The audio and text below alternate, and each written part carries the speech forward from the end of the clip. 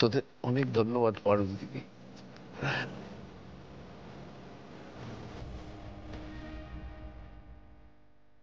সান্ত্বনা পুরস্কার হোক না, পুরস্কার তো পেলাম।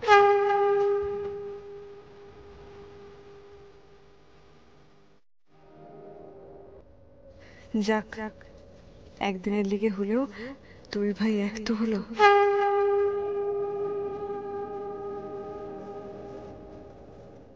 কিন্তু এদের মাঝের পাঁচিলটা এখনো ভাঙে নাই। এই পুজো পার্বণ মিটলে আমাকে একবার গুজরাট যেতে হবে। আমাকে জানতে হবে গুজরাটে ঠিক কি হয়েছিল যার লিগে দুইজনের মধ্যে এত অভিমান, এত রাগ। মা, মা তোমাকে কথা দিচ্ছি, দাদু আর ডিন স্যারের মধ্যে এই ভুল বোঝাবুঝির বরফ আমি গলিয়েই ছাড়ব।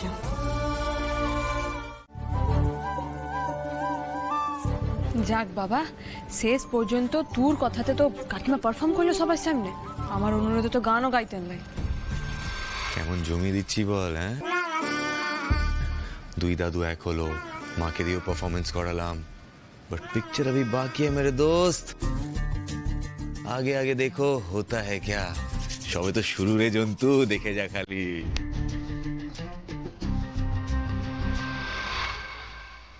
দেখবার লিগেই তো মুখই আছি রেতির পিণ্ডে। আমি মন থেকে চাই যাতে তুই একাই যাস। তুই বাড়ির বেটা, বাড়ির পূজা সামলাবি না তো কে সামলাবে? এভাবেই না হয় তোর দায়িত্ব থেকে পালানো বন্ধ হোক। জয় মা, কাল যেন রায়নকে সমানে সমানে টক্কর দিতে পারি।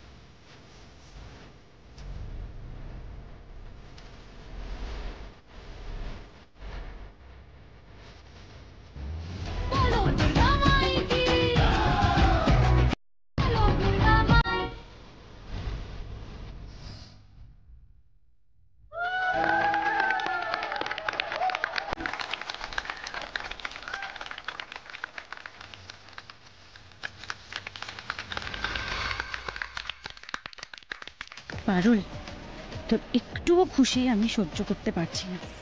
তোর ক্ষতি না করা অবধি আমার শান্তি নেই। টগরটাও হাতের কাছে নেই যে ওকে দিয়ে পারুলের পারফরমেন্স বানচাল করিয়ে দেব।